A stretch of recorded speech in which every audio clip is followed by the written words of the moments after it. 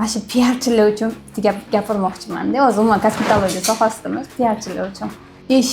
Eshak taqqani bilan yoki egar kiygani bilan ot bo'lib qoladi. Ana kuni opa, "Men kosmetolog tanisizmi?" dedi menga. Video yubordi Instagramdan. Nima yuboryapti? Hayot dedimda, kirsam. Bitta kosmetolog meni piar qilib qo'yibdi o'ziga. Mana shu piarchilar uchun bitta gap gapirmoqchiman-da. O'zim kosmetologiya sohasidamiz, piarchilar uchun. Oldin kirdim, uni akkauntiga ko'rdim, meni videomni qo'yib qo'yibdi.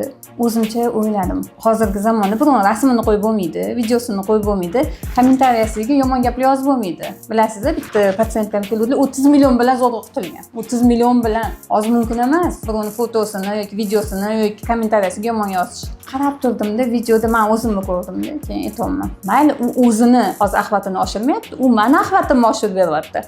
Takzi boshqa sohadagilar ham birovni qo'yib qo'yishadi-yu, ular o'ylashi meni axlatim oshadi. Yo'q, siz o'sha odamni tasavvur qiling, meni ko'tarib beryapti. Yana bitta oxirgi gapim sizga o'shalarga.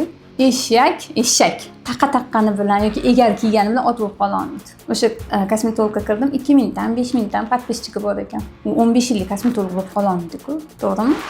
15 yil kosmetolog bo'lib qoladi. Birovlarning ustida hayb ishlab, vaqtini ketkazgandan ko'ra o'qisin, o'rgansin ko'p narsalarni. Bizga yillar davomida yig'ganimiz u, misol uchun 6 oyda 1 yilda yig'ilib bo'lmaydi, baribir yig'iladi. Voy aqlda, yoshda emas, boshda deyshadi, unaqa emas. Yillar kerak, hamma tajriba uchun yillar kerak. Yillar o'tadi, ko'p narsalardan, etaplardan o'tadi.